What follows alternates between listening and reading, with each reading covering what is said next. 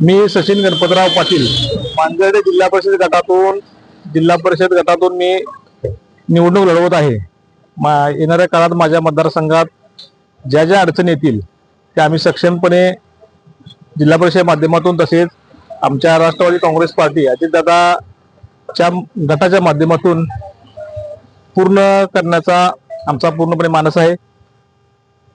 आतापर्यंत ज्या ज्या मतदारसंघात अडचणी निर्माण झाल्या, उद्योगाच्या बाबतीत असतील, पायाभूत सुविधांच्या बाबतीत असतील, रस्ते असतील, त्या सर्व किंवा पाणी योजना असतील, या सर्वांच्या माध्यमातून जे काय अपूर्ण राहिलेला विकास आहे तो आम्ही पूर्ण करण्याचा निर्धार करून जनतेसमोर जात आहोत।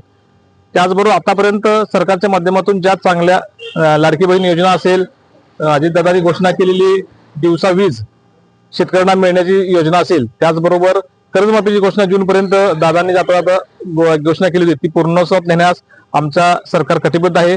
त्याचबरोबर उद्योगाच्या बाबतीत तरुणांना रोजगार देण्यासाठी आपण या भागात प्रयत्न करू। मी स्वतः एक JR मोती प्रायव्हेट लिमिटेड या नावानं एक जागरी प्लांट 1000 टन टीसीडीचा जागरी प्लांट चालू केला आहे।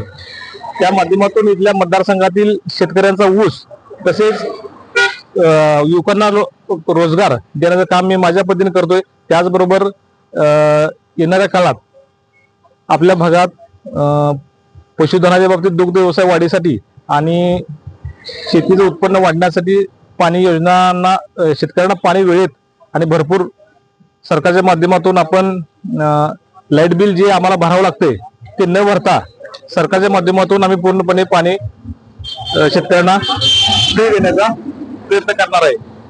त्याचबरोबर येणाऱ्या 7 तारखेच्या निवडणुकीच्या 7 तारखेला आमच्या दोघांचंही चिन्ह जिल्हा परिषद आणि पंचायत समितीच्या उमेदवारांचं दोघांचं चिन्ह घड्याळ आहे। त्या घड्याळाच्या चिन्हाच्या समोरचं बटन दाबून आपण आम्हाला भरघोस मताधिक्यानं निवडून द्यावी ही विनंती करतो। प्रमोद शेंडगे आमचे उमेदवार दुसरे उमेदवार आहेत।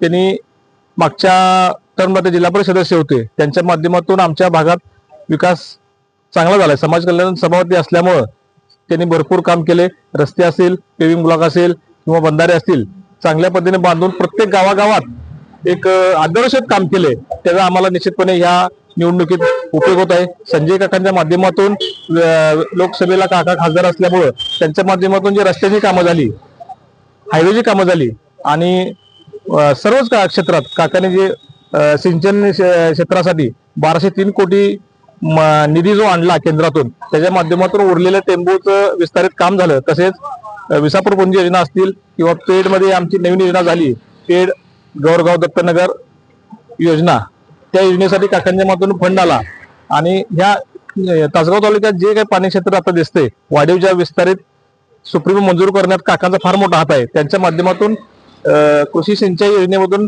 केंद्रातून काकांनी निधी आणला, त्यामुळे हे जे क्षेत्र दिसते ऊसाचं ते काकांच्या माध्यमातून दिसते। तर येणाऱ्या काळात आपण काकांच्या पाठीमागं आणि अजितदादांच्या ताकदीवर आम्ही आजपर्यंत लढत होतो, पण आता दादा आमच्यात निघून गेले। पण आत्ताच सुनेत्रा वहिनींना उपमुख्यमंत्रीपद दिलं, त्याच्या माध्यमातून त्यांची ताकद आमच्या पाठीमागे पक्षाची आहे।